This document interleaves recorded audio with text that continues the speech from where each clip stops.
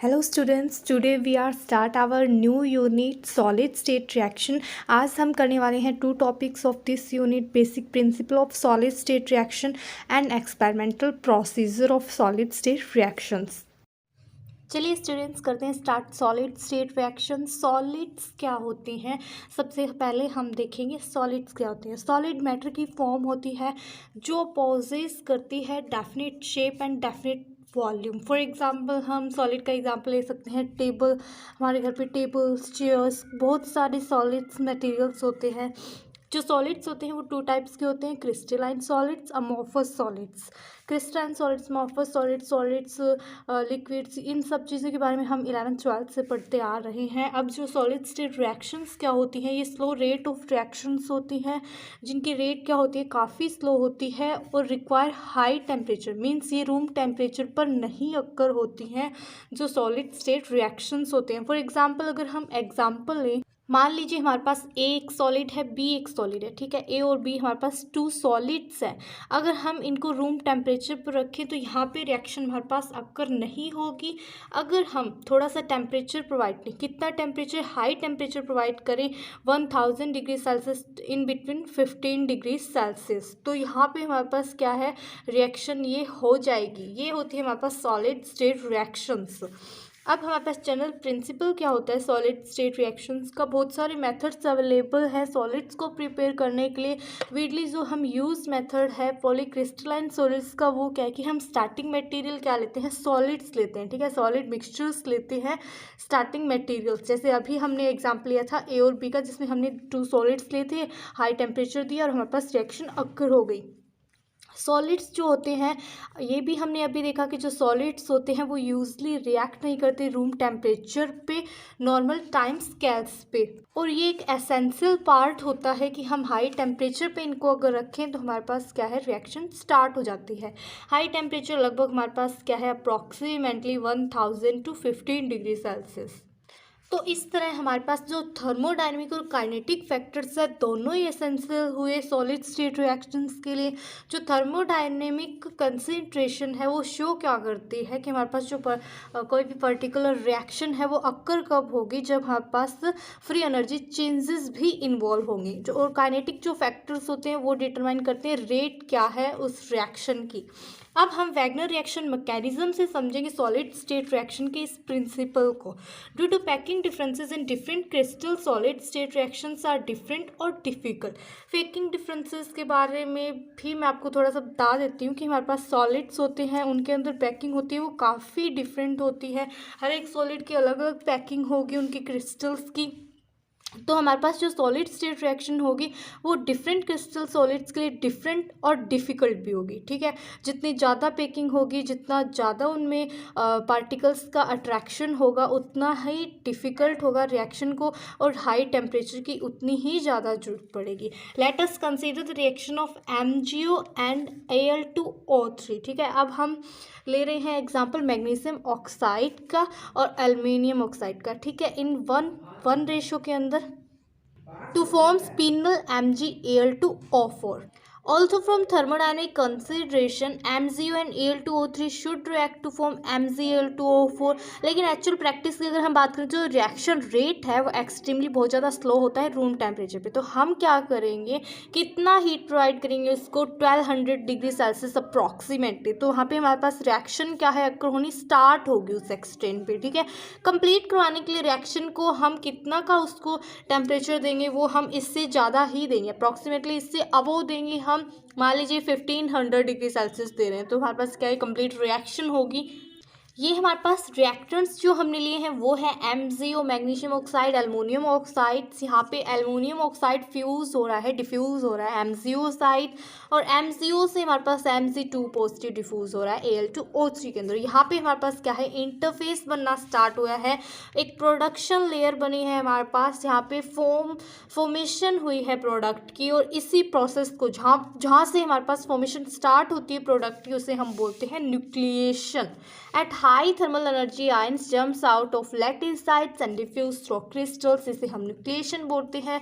Product layer जो form हुई है वो किस रेशियो में है, वो 1:3 के अंदर है, ठीक है, 1:3 के अंदर है। यहाँ पे क्रिकेंडल इफेक्ट की भी हम बात करेंगे।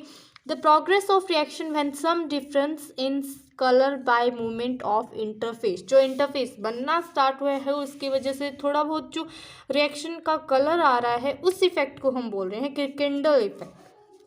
जो मैकेनिज्म हमने डिस्कस किया है इस रिएक्शन का, जहाँ पे हमारे पास MgO Al2 3 को मेंशन किया है, हमने एग्जांपल लिया है जिसका हमने काउंटर डिफ्यूजन बताया है हमने Mg2+ और Al3+ आयन का through the product layer followed by further reaction at two reactant product interfaces is called the Wagner mechanism. इसे हम बोलते हैं Wagner mechanism. In order to maintain charge balance for every 3 Mg2+ ion which diffuse to the right hand interface, 2 aluminum 3+ ion must diffuse to the left hand interface। क्या बात बोला है, अभी हमने मैकेनिज्म के लिए भी बोला कि वैगनर मैकेनिज्म क्या होता है। तो मैकेनिज्म में क्या होता है कि हमारे पास क्या है, हर टाइम पे, ठीक है, हर टाइम पे जो जब 3 Mg2+ आयंस जाएंगे राइट हैंड इंटरफेस साइड, ठीक है, यहाँ पे हमने यहाँ पे MgO ले रखा है, यहाँ पे हमने Al2O3 लिया है, ठीक है। अगर यहाँ से Mg3+ 3 जा रहे हैं तो यहाँ से हमारे पास क्या है Al2 जो Al3+ आयंस है वो कितने आने चाहिए, 2 आने चाहिए, ठीक है। तो ये हमारे पास क्या है, इंटरफेस मेंटेन होगा, चार्ज बैलेंस है वो मेंटेन होगा। Ideally the reaction that occur at the 2 interfaces में बी रिटन एज, अब हमारे पास 2 इंटरफेस में हो रही है रिएक्शन, तो 2 इंटरफेसेस को हम इस तरह राइट कर सकते हैं, इंटरफेस ऑफ MgO MgAl2O4, यहाँ पे हमने 2 एल्युमिनियम 3+ लिए हैं, 3 Mg2+ लिया है, यहाँ पे हमारे पास प्रोडक्ट लेयर बन रही है और ये हमारे पास ओवरऑल रिएक्शन है। कंप्लीट जो रिएक्शन है वो इस तरह है। इसमें हमने क्या ऑब्जर्व किया है, दैट हमारे पास 3 टाइम्स जो हमारे पास रिएक्शन बी है gives 3 times as much spinel product as reaction A, and so the right hand interface should grow 1 move at 3 times the rate of the left hand interface. Next हम बात करेंगे experimental procedure की। Experimental procedure के अंदर हमारे पास 5 points हैं। सबसे पहले हम रिएजेंट्स की बात करेंगे, कौन से रिएजेंट्स हम लेके जा रहे हैं, फिर उसकी मिक्सिंग की, कंटेनर जो मटेरियल है उनकी हीट ट्रीटमेंट की और एनालिसिस की। सबसे पहले हम बात करते हैं रिएजेंट्स की। रिएजेंट्स क्या होते हैं, जो स्टार्टिंग मटेरियल्स होते हैं या फिर सॉलिड्स होते हैं जहाँ से प्रोडक्ट की फॉर्मेशन स्टार्ट होती है। जैसे हमने MgO Al2O3 लिया था रिएक्टेंट, वो हमारे पास क्या होते हैं, रिएजेंट्स होते हैं। स्टार्टिंग मटेरियल जो हम यूज़ करते हैं उन्हें हम रिएजेंट्स बोलते हैं। कौन कौन सी कंडीशन होनी चाहिए एक रिएजेंट को सिलेक्ट करने के लिए, वो क्या क्या है देखिए। The reagent should not hygroscopic in nature, hygroscopic नहीं होना चाहिए नेचर में। The reactant size is as possible as small, और जो रिएक्टेंट साइज है वो काफ़ी स्मॉल होना चाहिए। जब हम रिएक्टेंट्स को प्रॉपर सेलेक्ट कर लें तो उसके बाद का प्रोसीजर क्या होता है कि उन्हें ड्राई करना है, वेट करना है, उनका वेट करना है और हमें ड्राई करना है। उसके बाद हमारे पास सेकंड जो पॉइंट है वो है mixing. After the reactants have been weight out in the required amounts they are mix together, कि जब को हम उनको वेट कर लेते हैं तो उसके बाद उनको क्या है, मिक्स करेंगे for smaller quantities, that is हमारे पास क्या अप्रॉक्सीमेटली 20 ग्राम के आसपास होनी चाहिए। This may be carried out with an agate pestle mortar. अब यहाँ पे जो एजिड पेस्टल मोटर होता है ये प्रेफर क्यों किया जाता है, क्योंकि ये हमारे पास हार्ड होता है एंड ये बहुत ज़्यादा स्मूथ होता है, नॉन पोरस सरफेस होता है, क्लीन करना भी इसे काफ़ी इजी होता है। वेरियस टाइप्स होते हैं हमारे पास पेस्टल मोटर के, किस पर डिपेंड करते हैं, हमारे पास मटेरियल पे डिपेंड करते हैं जिससे वो मेड आउट होते हैं। जैसे एल्यूमिनियम मोटर है, ग्लास मोटर पेस्टल्स हैं, जो वुड के बने होते हैं, एसिड होते हैं, ये इन सब जिन मटेरियल से बने होते हैं उसी मटेरियल के हिसाब से इनका नाम रखा गया है। अब हमने बात की थी कि क्वांटिटी लार्जर नहीं होनी चाहिए, 20 ग्राम के आसपास होनी चाहिए, अप्रॉक्सीमेट इतनी होनी चाहिए। लेकिन अगर मान लीजिए हम इससे ज़्यादा लेते हैं तो जो मिक्सिंग है वो डिफ़िकल्ट हो जाती है, इसलिए बोला गया है कि 20 ग्राम के अप्रॉक्सीमेट अगर हम लें तो मिक्सिंग है वो अच्छे से होगी, ठीक है।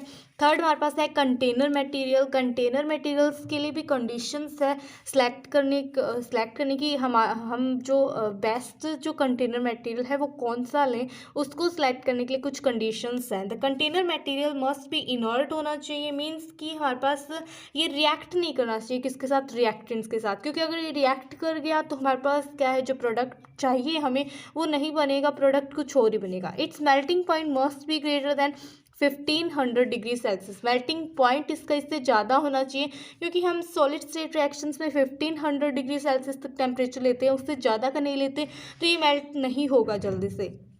जनरली जो गोल्ड, प्लेटिनम, इनको हम यूज़ करते हैं, लेकिन ये काफ़ी ज़्यादा एक्सपेंसिव होते हैं। फोर्थ जो हमारे पास है वो है heat treatment. After formation of product mixture is cooled approximately. Fifth हमारे पास है एनालिसिस की कौन सा प्रोडक्ट हमारे पास फॉर्म हुआ है सॉलिड स्टेट रिएक्शन में। यूजली जो हमारे पास प्रोडक्ट फॉर्म होता है वो किस फॉर्म में होता है, वो पॉलीक्रिस्टलाइन सॉलिड्स के फॉर्म होता है, मीन्स पाउडर फॉर्म में होता है, सॉलिड पीसीज या फिर सिंगल क्रिस्टल्स हम बोल सकते हैं। Large size crystal can not be obtain from this method. इस मेथड से हमारे पास लार्ज जो साइज के क्रिस्टल्स होते हैं वो फॉर्म नहीं होते। मेन जो टेक्निक्स होती है एनालिसिस के लिए वो कौन सी होती है, X ray powder diffraction, X ray fluorescence diffraction, और इन दोनों में भी जो मेन टेक्निक है वो कौन सी है, एक्सरे। ठीक है, X ray diffraction. This technique tells us which crystalline phases are present, कौन से फेज का जो क्रिस्टलाइन है वो प्रेजेंट है। Hope this is very useful lecture for you students. Thank you for watching.